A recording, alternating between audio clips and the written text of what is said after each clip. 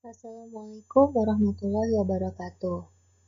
Selamat pagi menjelang siang ibu-ibu semua. Perkenalkan, saya Dr. Nova Primadina. Kali ini diberi mandat oleh owner atau founder untuk memberikan topik tentang cantik. Nah, dalam hal ini cantik yang diharamkan. Ya, jadi untuk menjadi cantik ada rambu-rambu yang harus kita patuhi sebagai seorang wanita muslim. Jadi, mungkin ada beberapa ibu-ibu yang belum tahu apa saja sih cantik yang diharamkan itu. Nah, akan kita bahas pada slide-slide berikut ini. Semoga bermanfaat. Sebelum kita memulai sesi ini, ada peribahasa yang mengatakan, tak kenal maka tak sayang. Maka kali ini saya akan memperkenalkan diri sebagai narasumber. Nama saya Dr. Nova Primadina, dokter spesialis bedah plastik, rekonstruksi, dan estetik. Nah, jadi apa yang akan kita bahas pada siang hari ini ada hubungannya dengan spesialisasi saya, terutama yang menyangkut tentang estetiknya. Nah, kebetulan saya sudah menikah dengan 3 anak, dan saat ini semi pensiun menjadi bedah plastik, hanya mengerjakan kasus-kasus rekonstruksi saja, tapi estetik tidak. Dan sebagai gantinya, saya membuka usaha natural aromaterapi skincare, Neova, yang bisa dilihat di Instagramnya Neova Skincare, sekaligus membuat pelatihan buat ibu-ibu semua yang berminat untuk belajar membuat produk-produk natural dan aromaterapi di Neova Online Academy yang bisa dilihat di Instagramnya Neova Online Academy. Mungkin sekilas bisa dibaca slide-nya, demikian perkenalan saya, dan kita akan masuki ke slide berikutnya. Nah, sebelum kita masuk kepada topik permasalahan ya, dalam hal ini cantik ya. Nah, saya tuh pengen tahu apa saja sih definisi cantik menurut Anda semua? Apakah itu cantik itu bisa dikategorikan hanya secara fisik? Atau mungkin cantik itu dalam hal perilaku atau attitude? Nah, semua orang mungkin punya definisi cantiknya masing-masing. Itu adalah definisi cantik secara subjektif. Nah, setiap orang pasti beda patokannya. Tapi ada satu hal ya yang bisa disamakan bahwa seluruh orang itu akan berpikir, oh wanita ini cantik. Nah, apakah patokan tolak ukur cantik secara objektif? Mari kita lihat slide berikut ini. Nah, definisi cantik secara objektif menurut keilmuan yang telah saya pelajari, ya, definisinya adalah bentuk wajah yang proporsional, seimbang, dan simetris. Ada beberapa tolak ukur yang dijadikan patokan, dan setiap ras tentu definisi cantik objektifnya berbeda.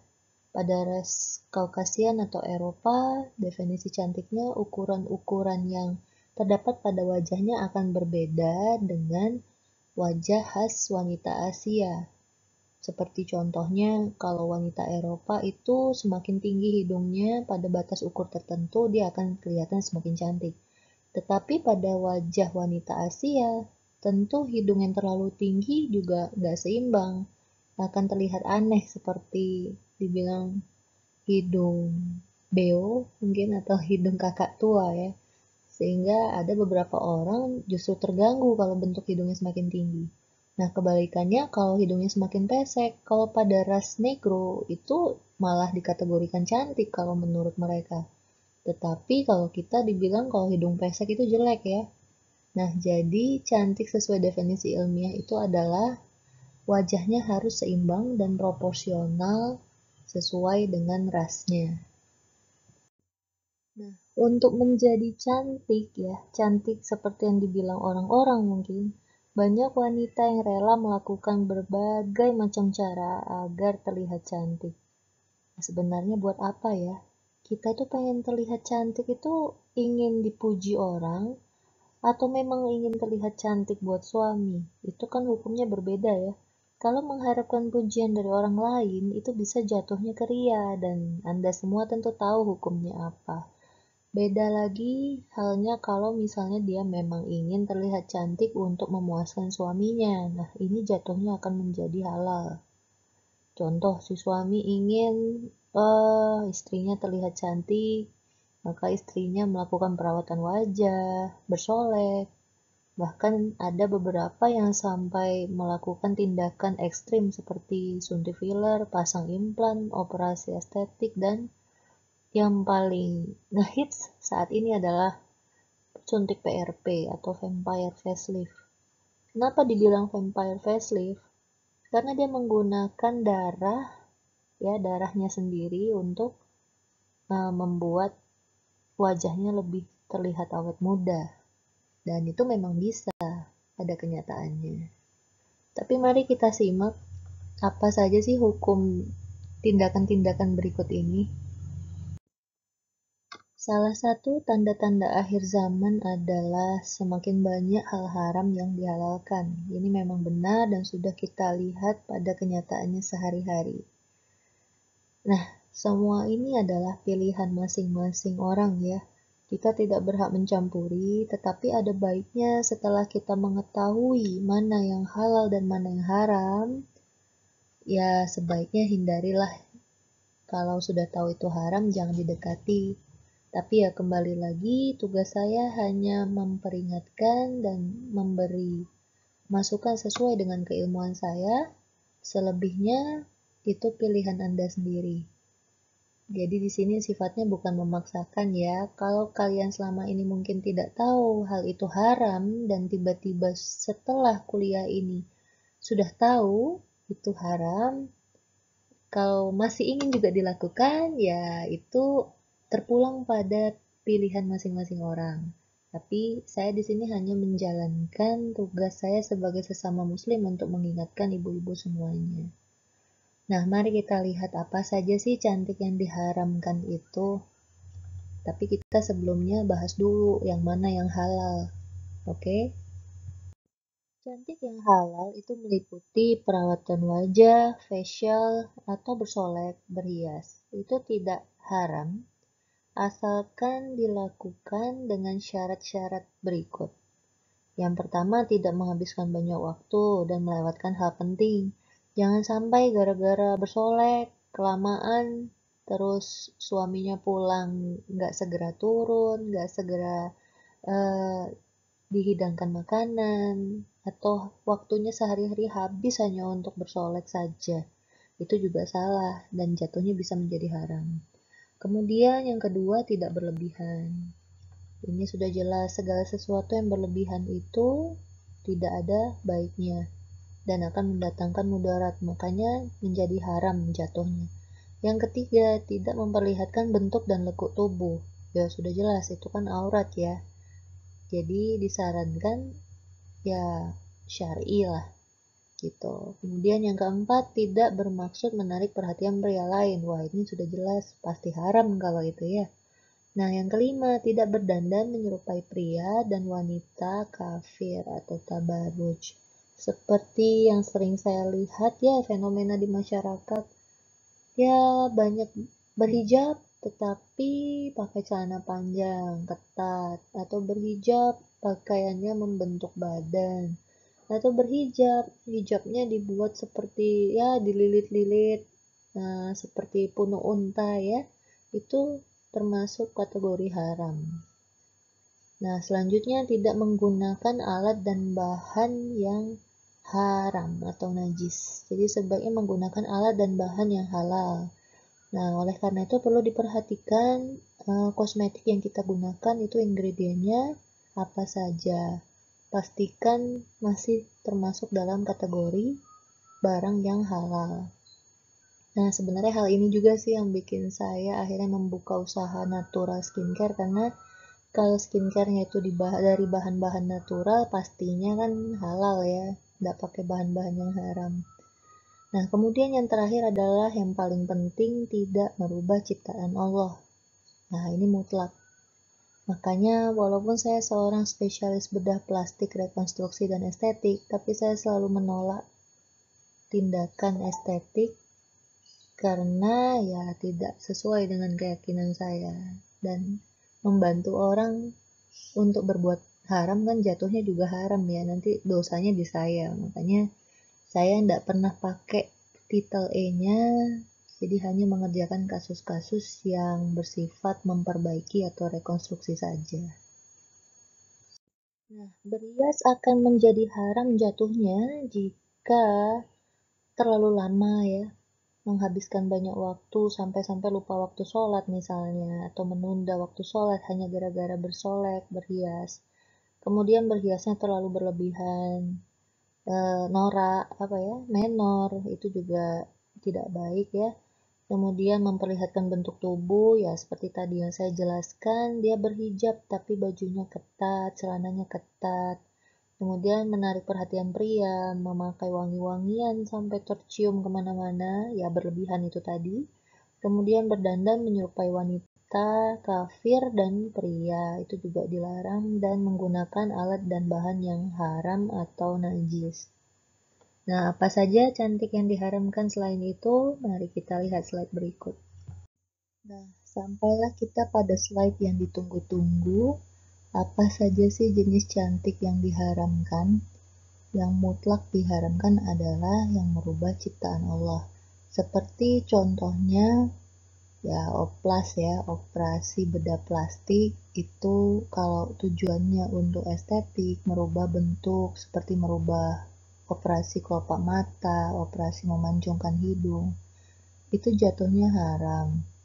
Kemudian memasang implan itu sebenarnya jatuhnya juga haram karena dia mengubah bentuk. Dan yang kedua, jika kita meninggal nanti, implannya itu kan merupakan benda asing.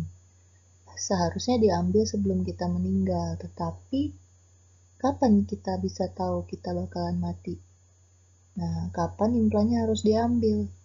Jadi sebaiknya kan tidak perlu dipasang jika bukan indikasi medis. Terus yang ketiga adalah sedot lemak. Nah, sedot lemak ini juga sama.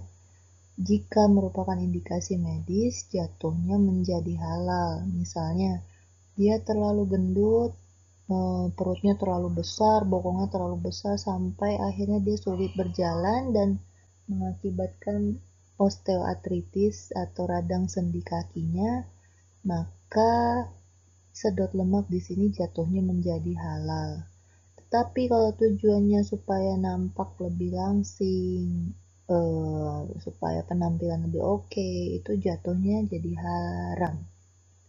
Kemudian kikir gigi ini sudah mutlak ya, mutlak haram. Kenapa? Karena lebih banyak mudaratnya.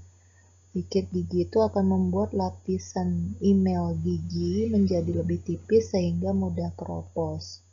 Nah, kemudian cukur alis itu juga diharamkan. Sulam bibir atau filler ya, suntik filler pada bibir supaya bibir terlihat lebih tebal, lebih berisi, itu juga diharamkan. Kemudian tanam bulu mata juga diharamkan. Nah, kemudian apalagi? Ini yang lagi tren loh zaman sekarang, vampire facelift atau yang lebih dikenal dengan suntik PRP ya, plasma rich protein, di mana diambil darah kita sendiri kemudian disuntikkan ke wajah. Itu haram loh ternyata hukumnya. Sudah ada fatwa juga yang menyatakan itu haram. Kenapa bisa dikatakan haram? Karena bahan bakunya yang digunakan adalah darah. Seperti yang kita ketahui bersama, darah itu najis kan?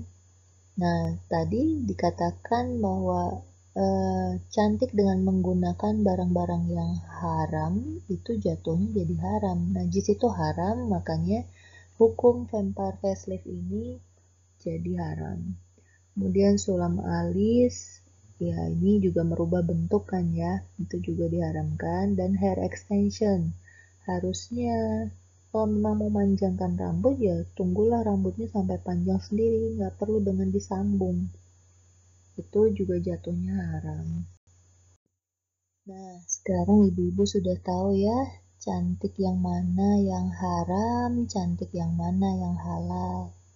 Kalau memang ingin tampil cantik, usahakanlah dengan jalan yang halal. Karena Allah itu menciptakan Anda semua seperti saat ini, itu pasti ada tujuannya. Mungkin secantik-cantiknya wanita, dia pasti punya kelemahan. Misalnya, ibu mungkin tampangnya nggak seberapa, tapi ternyata ibu diberi kelebihan, pintar mengatur keuangan, pintar mengajar anak-anak, itu jauh lebih baik. Ada mungkin wanitanya cantik, tetapi dia boros. Nah, itu kan apa ya, lebih dan kurang. Manusia itu tidak ada yang sempurna. Jadi, akhir kata, marilah kita syukuri apa yang diberikan pada diri kita dan usahakan untuk dimanfaatkan dengan sebaik-baiknya. Nah, sekarang semua tergantung pilihanmu. Apakah kamu mau cantik yang halal atau cantik yang haram? Baiklah, mungkin demikian yang dapat saya sampaikan pada topik kali ini. Lebih dan kurang saya mohon maaf. Jika ada pertanyaan, silahkan dituliskan di grup WA ini, nanti akan segera saya jawab. Kemudian sebagai rasa terima kasih saya mohon masukan pada ibu-ibu semua tentang materi yang saya berikan ini. Silahkan diklik formulir feedbacknya, diisi, klik di bit.ly strip isi form 2. Nah, nanti mohon diisi tentang testimoni Anda setelah mengikuti kursus ini. Sebagai rasa terima kasih, nanti materi akan diterima via email dan ada bonus untuk para peserta forum yang mengisi formulir feedback ini akan mendapatkan kode kupon yang bisa ditukarkan dengan salah satu dari 4 workshop yang ada. Digambar hanya seharga 100.000 saja dari harga normalnya 250.000 per workshopnya. Oke, baik. Terima kasih atas perhatiannya. Wabillahi taufiq wal hidayah. Wassalamualaikum warahmatullahi wabarakatuh.